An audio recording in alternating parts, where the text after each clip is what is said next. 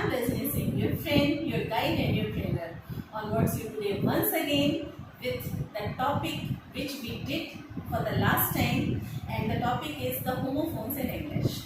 And we already have covered 2 parts of this, and I have come with the 3rd part. I know this topic is very interesting for all of you.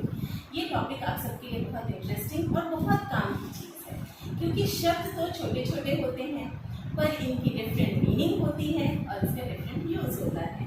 अगर हम parts of speech की बात करें तो ये अलग अलग categories में भी आते हैं, लेकिन सुनने में बिल्कुल एक जैसे।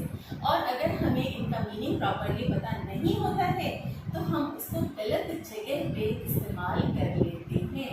सो देयरफॉर उस कंफ्यूजन को दूर करने के लिए, और हम एक तरीके से इसको दूसरे तरीके से ये भी बोल सकते हैं कि कंफ्यूजिंग वर्ड्स, ठीक है ना। लेकिन अगर एक बार हम अपना कॉन्सेप्ट क्लियर कर ले तो किस बात का कंफ्यूजन, तो चलिए हम अपने कंफ्यूजन को दूर करते हैं।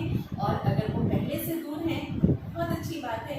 Then also I am sure इसमें कुछ तो नया आपको जरूर मिलेगा।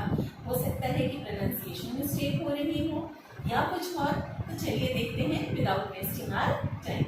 सो जो फर्स्ट वर्ड मैंने लिया है वो है SIGH। इसे हम पढ़ेंगे साई। क्या पढ़ेंगे? साई। साई, ओके। और साई मीन्स क्या होता है, ठीक है। इसका अगर हम पहला मतलब देखें तो साई का मतलब होता है आम, ठीक है। और ये एक नाउन है, ठीक है। साई मीन्स आम। और ये कौन सा नाउन है? ये एक तरीके से एब्स्ट्रैक्ट नाउन है। जब हम नाउन पढ़ेंगे तो एब्स्ट्रैक्ट नाउन क्या होता है ये भी हम जानेंगे, ठीक है ना। लेकिन ये है आम। और इसका एक दूसरा मतलब भी होता है जिसका मतलब है आंख भरना। भरना मतलब ये एक्शन आ गया, इसमें एक्शन आ गया मतलब ये वर्ब भी है। मीन्स आंख या आंख भरना मीन्स ये क्या हो गया आपका, ये नाउन भी है और ये वर्ब भी है। अगर हम इसे नाउन की तरह यूज करते हैं तो हम कैसे कह सकते हैं कि we should keep ourselves away from the sight of helpless persons or the poor।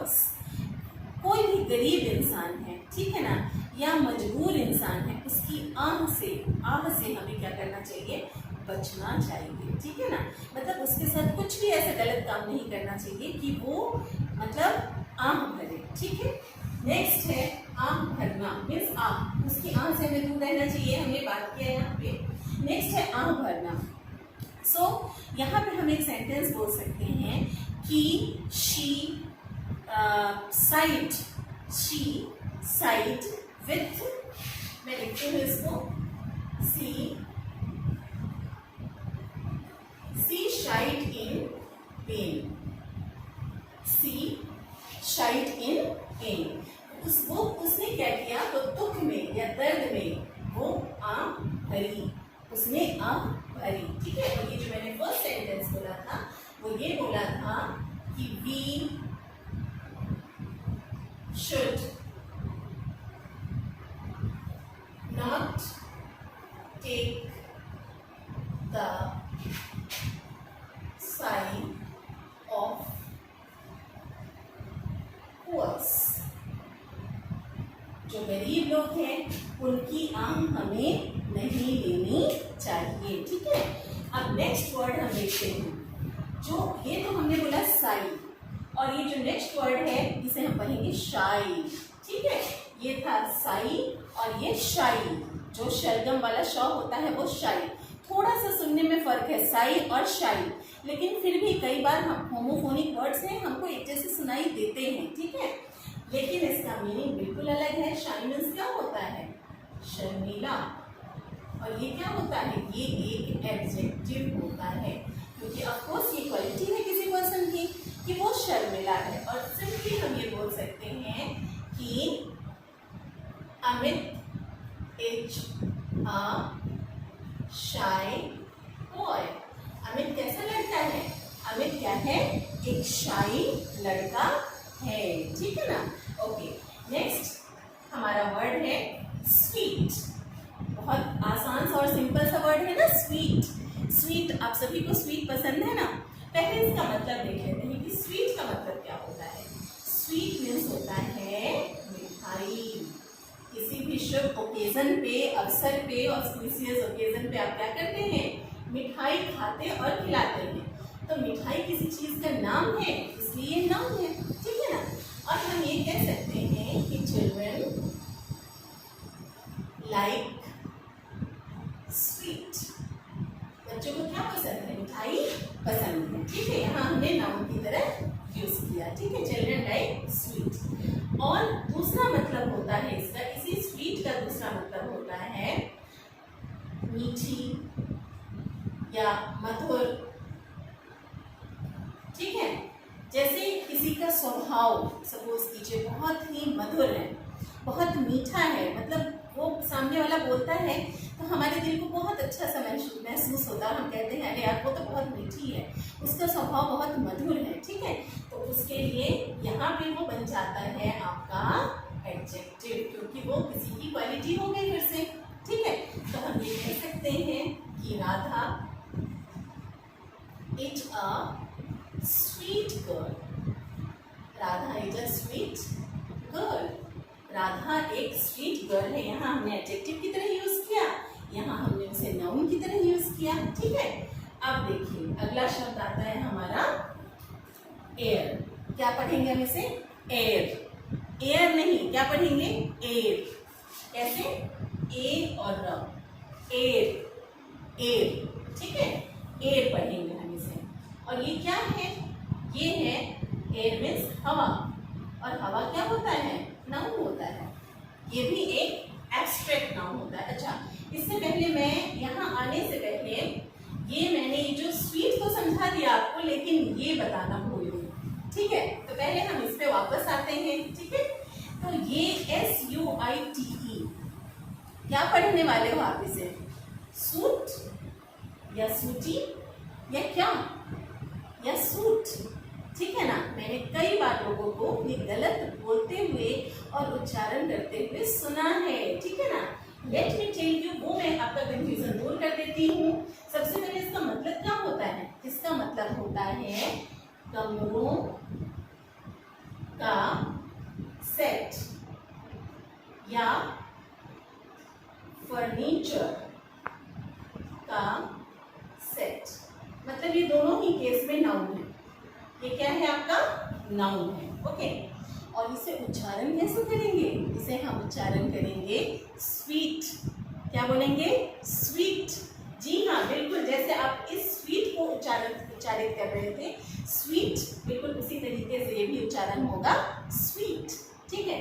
लेकिन इसका मतलब क्या होता है, कमरों का सेट। जनरली होटल्स वगैरह में आप देखते हैं कि वहाँ पे क्या होते हैं, स्वीट्स होते हैं, ठीक है। जो 2 रूम्स होते हैं जो कंबाइंड होते हैं, या पेयर ऑफ रूम्स होते हैं जो कंबाइंड होते हैं, और वो वेल फर्निश्ड होते हैं और बहुत अच्छी तरीके से डेकोरेटेड होते हैं, ठीक है ना। ऐसे रूम्स को क्या कहा जाता है, स्वीट। और साथ ही साथ फर्नीचर, अगर 2 सेट ऑफ फर्नीचर है या उससे ज़्यादा एक जैसा मिलता हुआ है, ठीक है ना, उसे भी हम स्वीट बोलते हैं। या फिर एक जैसा उसके ऊपर कोई क्लोथिंग है, कोई कवरिंग है, देखने में वो बिल्कुल एक जैसा लग रहा है, तो लेकिन 2 सेट से ज़्यादा होना चाहिए, उसे भी हम क्या बोलते हैं, स्वीट बोलते हैं। इसके लिए आप सेंटेंस बना सकते हैं कि I booked a suite in a five star hotel. इसे भी आप होटल नहीं पढ़ेंगे, इसे आप पढ़ेंगे होटल, ठीक है ना। I booked a suite in a five star hotel, ठीक है। और इसके लिए आप बोल सकते हैं कि I ordered for a sweet for my drawing room. मैंने अपने ड्राइंग रूम के लिए एक स्वीट ऑर्डर किया है। अंडरस्टूड है, कोई फर्नीचर का सेट हमने क्या किया है, ऑर्डर किया है, ठीक है। या आई ऑर्डर्ड अ स्वीट, इसको फॉर हटा देते हैं, यहाँ पे 2 बार फॉर यूज हो रहा है, तो हम इसको सिंपली ऐसे लिख सकते हैं, I ordered a sweet for my drawing room. ठीक है, simple. Okay, for my drawing room. Next है आपका, अब हम यहाँ आ जाते हैं जिसमें हम पहले ही आ गए थे, दैट इज एयर। इसे क्या पढ़ेंगे हम? एयर। ओके, एयर नहीं, एयर इज रॉन्ग प्रोनाउंसिएशन, हम इसे पढ़ेंगे एयर। और ये क्या होता है? ये होता है हवा। ठीक है, और सिंपली ये हवा नाउन होता है, और नाउन एक एब्स्ट्रैक्ट नाउन है। फिर से आया एब्स्ट्रैक्ट, मीन्स बहुत जल्दी नाउन का टॉपिक कवर करना ही पड़ेगा। ठीक है ना? तो एब्स्ट्रैक्ट नाउन मैं आपको तब समझाऊंगी क्या होता है हवा या हमारी सराउंडिंग। ठीक है ना, उसे हम एयर बोलते हैं।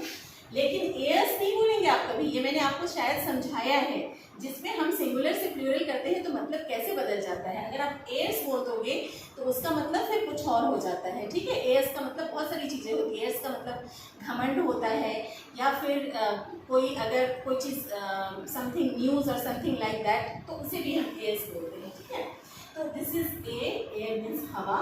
और इसके लिए हम सेंटेंस बोल सकते हैं कि we breathe in free air. हम खुली हवा में क्या करते हैं, या आज़ाद हवा में हम सांस लेते हैं। Because we all have got freedom, हमको आज़ादी मिल चुकी है, और अब हम फ्री हवा में क्या लेते हैं? सांस लेते हैं। ठीक है, हमने नाउन की तरह यूज किया इसको, क्योंकि ये नाउन ही है। और दूसरा है HEIR, ये शब्द सुना है ना आपने? ठीक है, और इसे क्या पढ़ेंगे आप? हेयर या हायर। ओके, क्या पढ़ते हो आप? इसको हिंदी मीनिंग पहले मैं बता देती हूँ। ये होता है उत्तराधिकारी। उत्तराधिकारी में जानते हैं ना, जैसे कोई राजा है तो उसका उत्तराधिकारी क्या होगा? उसका बेटा। ठीक है ना? या फिर अभी भी कानून के अनुसार कोई पेरेंट्स हैं, अगर उनकी जो भी प्रॉपर्टी होता है उसका सबसे पहला राइट जो होता है उनके बच्चों का होता है। मतलब वो उसके उत्तराधिकारी होते हैं, उनकी प्रॉपर्टी का, उनकी चीज़ों का। ठीक है ना? तो ये उत्तराधिकारी होता है। और जिसे आप क्या बोलते हैं? हायर, हेयर क्या? ठीक है, अगर आप जो भी ऐसा कुछ बोलते हैं तो यू आर रॉन्ग। इसका भी प्रोनाउंसिएशन होता है ए और र, एयर, ना कि हायर। एच को आप भूल जाइए, और EIR को आप पढ़ने वाले हैं एयर। ठीक है, और ये भी एक नाउन होता है, और इसके लिए हम सेंटेंस ले सकते हैं। ठीक है, आई एम सॉरी, ये थोड़ा सा बहुत क्लोज्ड हो गया है, जम्बल्ड हो रहा है, लेकिन आप समझने की कोशिश करेंगे। आप देखिए जो मैं लिख रही हूँ, उत्तराधिकारी, और ये एक नाउन होता है। और हम ये कह सकते हैं कि Vipul is true. HEIR, heir of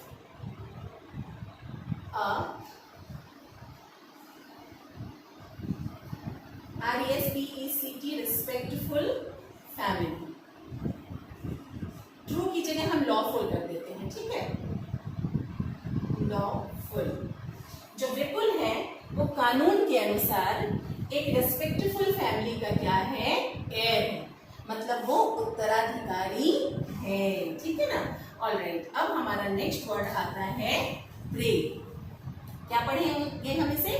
pray. Pray नहीं पढ़ते हैं आप इसको। प्रे एक नाउन है। ठीक है, और प्रे का मतलब क्या होता है? प्रे मीन्स होता है आपका शिकार। ठीक है, और ये एक नाउन है। ओके, तो शिकार बहुत सिंपल है। जैसे शेर का जो शिकार होता है वो हिरन होता है, और भी कोई ऐसे एनिमल्स होते हैं, क्योंकि वो एक कार्निवोर एनिमल है। ठीक है, तो हम ये बोल सकते हैं कि the tiger is catching its prey. जो टाइगर है वो अपने प्रे को क्या कर रहा है? कैच कर रहा है, पकड़ रहा है। ठीक है, और दूसरा वर्ड क्या है हमारा? PRAY, pray. प्रे मीन्स होता है प्रार्थना करना। प्रार्थना करना, तो ये क्या हो गया? ये एक एक्शन वर्ड हो गया, मतलब ये वर्ब हो गया। प्रार्थना करना, भजना। भजना क्या करते हैं? भगवान का नाम भजते हैं, भगवान का नाम लेते हैं। ये इसका मतलब ये सब भी होता है, और ये होता है प्रे। ठीक है, प्रार्थना करना। So we pray daily in the school. हम स्कूल में हर रोज क्या करते हैं? प्रार्थना करते हैं, ठीक है ना। नेक्स्ट वर्ड है हमारा साइट, SIGHT, साइट। क्या पढ़ेंगे हम इसे? साइट। साइट का मतलब क्या होता है? साइट मीन्स होता है नजारा, जिसे हम दृश्य भी कहते हैं या नजर, ठीक है। नजारा भी होता है और नजर भी होता है, और ये क्या होता है? नाउन होता है, ठीक है। अगर हम नजारा की बात करें और सेंटेंस बनाना चाहें तो हम ये बोल सकते हैं कि आई वॉज बिहोल्डिंग, या फिर हम ये लिख सकते हैं I was watching that beautiful site. मैं उस सुंदर दृश्य को, नजारे को क्या कर रही थी? वॉच कर रही थी, मतलब लगातार देख रही थी, ठीक है ना। ओके, नेक्स्ट अगर हम ये कह सकते हैं I have a week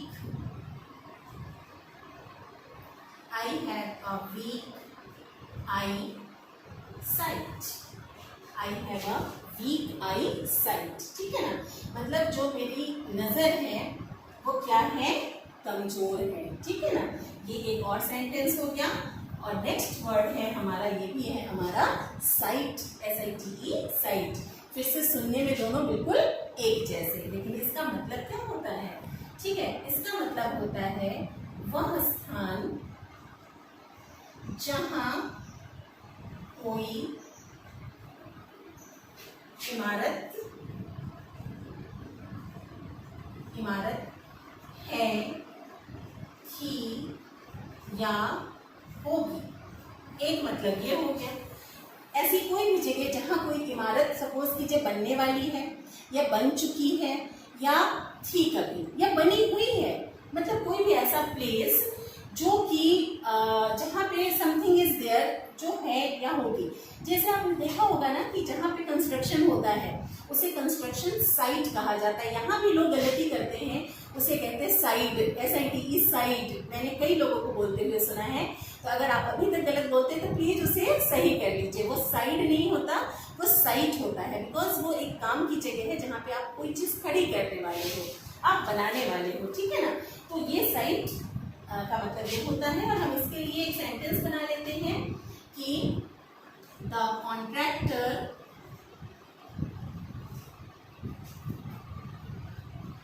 is going to his site।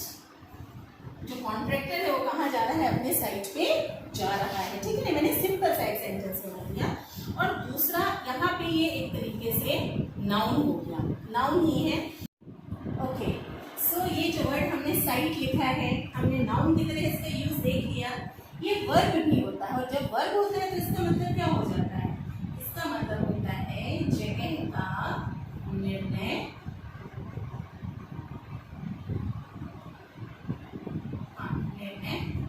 करना। जगह का निर्णय करना मतलब कोई प्लेस, कोई कंस्ट्रक्शन, कोई जगह हमें कहाँ रखनी है, कहाँ होगी, उस बात का क्या करना? निर्णय करना, ठीक है। तो इसको हम ऐसे कह सकते हैं कि ये वर्ब हो गया, हमारा एक्शन हो गया। They met to discuss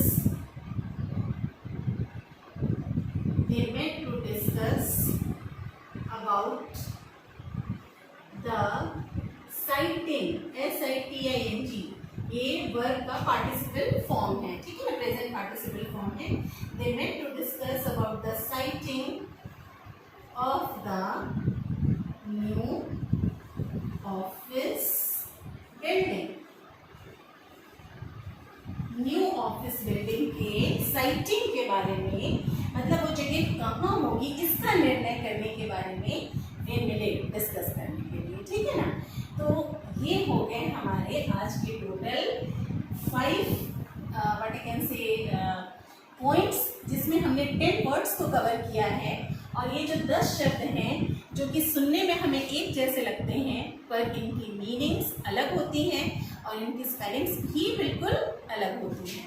और यहाँ आपने देखा होगा कि कुछ और वर्ड्स मैंने लिख करके रखे हुए हैं, ठीक है, बट इसको हम पार्ट 4 में कवर करेंगे। और ये मैंने इसलिए पहले से लिख के रखा हुआ है ताकि आपको ये पता हो कि ऐसा कुछ हम आगे डिस्कस करने वाले हैं और आप उसके लिए रेडी रहें। मतलब आप भी कुछ सेल्फ स्टडी करें, और नहीं कर रहे हैं तो फिर भी आप एटलीस्ट वेट करें कि हम अगले पार्ट में क्या पढ़ने वाले हैं, ठीक है ना। सो अदर 5 वर्ड्स हम नेक्स्ट पार्ट में पढ़ेंगे, पर फिलहाल जो हमने 10 वर्ड्स पढ़े हैं 5 पॉइंट्स में, उसे हम एक बार और देख लेते हैं, डिस्कस कर लेते हैं और रिवाइज करते हैं, ताकि अगर इसमें कुछ कमी रह गई है तो उसको हम सही भी कर सकें, ठीक है ना। तो चलिए हम देखते हैं। इसमें सबसे पहला वर्ड हमने लिया है SIGH, साई। साई को हमने नाउन की तरह यूज किया, जिसका मतलब होता है आ, और मैंने सेंटेंस बनाया है we should not take the side of poor. हमें किसी भी गरीब या गरीबों की हमें क्या करनी चाहिए, आह नहीं लेनी चाहिए। We should not take the side of poor. Poor का प्लूरल भी पुअर ही होता है, पुअर्स नहीं होता है, जो कि बाय मिस्टेक मैंने लिख दिया था। नेक्स्ट है आह भरना, ये वर्ब की तरह यूज हो गया।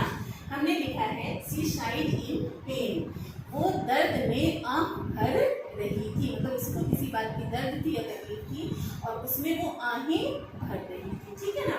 नेक्स्ट वर्ड मैंने लिखा शाई, ठीक है, ये था साई। साई जो पहला वर्ड मैंने लिखा है साई, और जो दूसरा वर्ड है वो है शाई, ठीक है, साई एंड शाई, लेकिन फिर भी सुनने में काफी कुछ वो एक जैसे हैं, जिसका मतलब शर्मिला होता है, और ये एक एडजेक्टिव है क्योंकि ये किसी की क्वालिटी है, और सेंटेंस है आपका अमित टीचर शाई boy.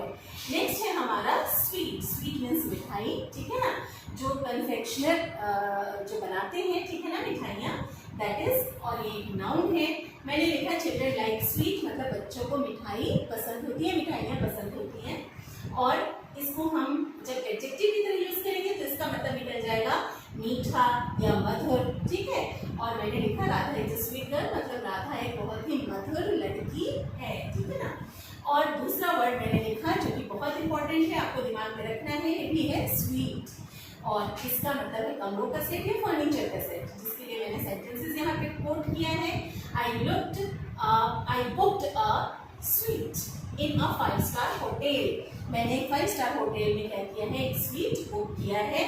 I ordered, ORDERED, sorry ये ई छूटा हुआ है इसमें, इसको आप सही कर लेंगे। I ordered a sweet for my drawing room. Drawing room का मतलब क्या होता है, जो सबसे फर्स्ट रूम जिसमें आप अपने गेस्ट्स को वेलकम करते हैं, और first room of your home drawing room होता है, ठीक है। तो जो सिटिंग रूम भी होता है एक्चुअली में, तो उसके लिए आपने क्या किया, फर्नीचर ऑर्डर किया है।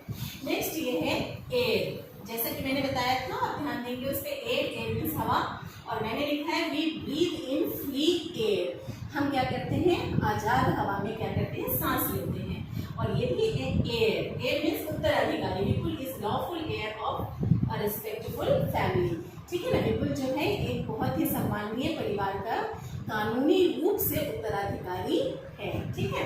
नेक्स्ट प्रे, प्रे मीन्स होता है शिकार, मैंने लिखा था tiger is catching its prey, means जो बाघ है वो अपने शिकार को क्या कर रहा है, पकड़ रहा है, कैच कर रहा है। एंड प्रे मीन्स प्रार्थना करना, we pray daily in school, हम स्कूल में क्या करते हैं, रोज प्रार्थना करते हैं, ठीक है। नेक्स्ट साइट, साइट मीन्स नजारा या नजर, इसलिए मैंने 2 सेंटेंस बनाए हैं, दोनों ही नाउन है। I was watching the beautiful sight, मैं एक सुंदर दृश्य क्या कर रही थी, देख रही थी। और I have a weak eyesight, मतलब कि मेरी नजर क्या है, कमजोर है, ठीक है, वैसे है नहीं मेरी, this is just a sentence, okay. Next site, वह स्थान जहाँ कोई इमारत है थी या होगी, ओके, तो उसे हमने लिखा the contractor is going to make site, ठीक है। नेक्स्ट जगह का निर्णय करना, मतलब कोई भी जगह कहाँ लोकेट होगी, कहाँ पे लोकेट होगी एक्चुअली में, उस बात का डिसीजन लेना। तो मैंने लिखा है, और ये वर्ब होता है क्योंकि एक्शन है।